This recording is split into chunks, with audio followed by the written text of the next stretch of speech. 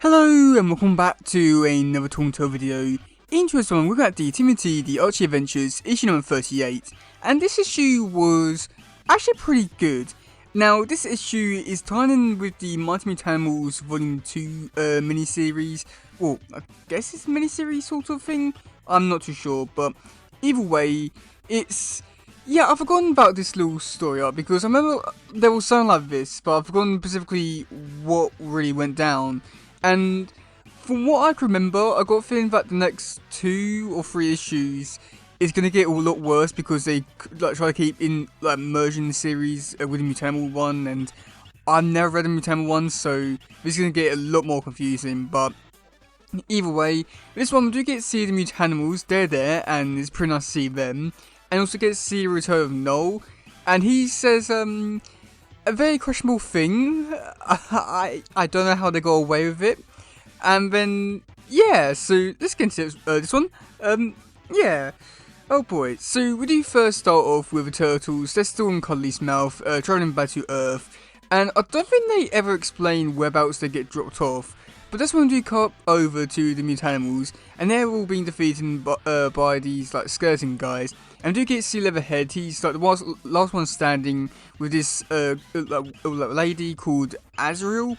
And I don't know anything about her character, but I've got a feeling that if Ash read the Mutant Animal series, I probably would understand who she actually is. But either way, I don't. So oh well. But she can turn into a bird, and she can also shapeshift as well. So that sounds pretty interesting and cool, but at the same time I know nothing about her character, so this she really means nothing to me. But yeah, after that we do get to see Leatherhead. He gets knocked out, and surprisingly we do actually get to see Leatherhead actually bleed from, I think it's his nose, and I was really shocked by that, just because, well, one, it's the turtles, and two, this comic was aimed for the kids and all that kind of stuff, and we're seeing that they did stuff like this in the comics. It's nice. It's really nice to see them actually pushing the boundaries and actually showing some real stuff, and it's really great. It's a shame that we don't get to see it too often, but it's a really nice, fun surprise. But yeah, after that we do get to see the turtles. They show up and they started to actually fight with mutant animals, and then there was one part which I do feel like is very questionable for today's standards and all that kind of stuff, because you get to see Noel. He comes in and he starts to fight Azrael, and then he chokes her, punches her, and then he has her on his shoulders, and then proceeds to say the following, saying that that's how he likes them. Oh boy, that is yeah, that is I have no words for that. That is something which I thought they would never go to. I could somewhat understand it if they did that in the more adult version titles like Mirage or IW, but this was in a children's book. Oh my god, it's just mind-blowing that they put stuff like that in a kid's book, but yet they can't do other stuff, like having Mikey's nunchucks in the UK. It is shocking what they was able to get away with back then.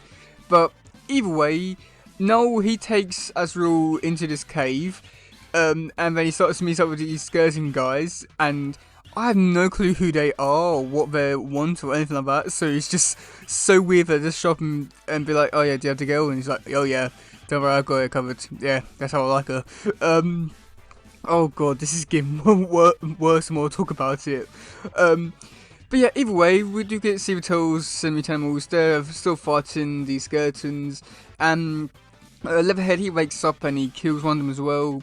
And then after that, we do get to see them actually finally get to actually talk to each other. And Wraithley, he goes on to explain everything that's happened, and he goes on to say basically they're going out to look for, I think it's Jacob War's mother, over the course of 5 issues, and now they come in contact with these skeleton guys, so now they have to fight them. And that's pretty much where they things were leading off into this issue. So that's good. I don't want to say it's been making me want to read the Mutant Animal series, because I never had any interest in that series, but maybe one day I might decide to pick it up, but that's probably going to be a long way away. But either way, we do get to see the next bit where we do get to see the turtles. They smell smoke, so they decide to go and see what it is. And that's when it turns out that there are some people there. They're burning down the forest, and like, you know, like, the people are not happy about this because they're destroying the forest and global warming or something along those kind of lines. And that's when we do get to see Dreadmon and Jaguar. They decide to kill these people just because they're zombies. And again, like, they like go all in with the goriness, because even though like they're not technically real people and all that kind of stuff, but they do show like their version of blood for the monsters, which, oh boy, yeah, again, I love it because it's like something different and unique and just so dark. But again, this is a children's book. Like, how did I get away with some of this stuff? It's like, it's really great to see that kind of stuff, but at the same time, oh my god, really? You really gonna put that stuff in a kid's book? But either way, after that, we do get to see like another speech from like Jaguar going on saying, oh yeah, well, you know, like, even though they're destroying the forest, it's like really bad because of global warming or something along those kind of lines. And yeah, and then after that, for the final page, we do get to see these creatures. They come through the fire, and from what I can remember, I got a feeling that this is where they lead things off into the next issue, which is in the Mutant series. But then they never go back to ever explain what happened after this in issue number 39. So yeah, stupid. Might be the best way to talk about it, but oh boy, this was definitely a unique issue. But yeah, so I have to say that overall for this issue, it was like a weird one, because I want to say that I like this issue, but at the same time, because of all the Mutant stuff that's happening before and afterwards, I can't say that I love this issue as much as I would like to. But I like the fact that there are like some elements which I do like, such as I can go back and actually read the Mutant series and get like a better understanding of the situation. I don't think I will, but it's nice to have the option out there, and also really great to see even like them interacting with the Mutant again, and actually crossing over with different books. It's all like pretty great stuff, which, yeah, I mean, you know, for a Tales fan, that's actually really great, and I must admit I do love it. And then also for like some of the darker elements from this this issue alone, with the blood from Leatherhead's nose, the like sword blood from the zombies was really cool. But that questionable thing with Noel and Ezreal, yeah, that is really not aged well whatsoever. But I'm very surprised people have not been bringing it up and talking about it. But either way, we're here now, so yeah. But yeah, let me know in the comment section below what do you think about this issue. Do you like it? Do you not? And yeah, that's it for today, guys. If you some, please share, subscribe, and all that stuff. Goodbye, yo, bye.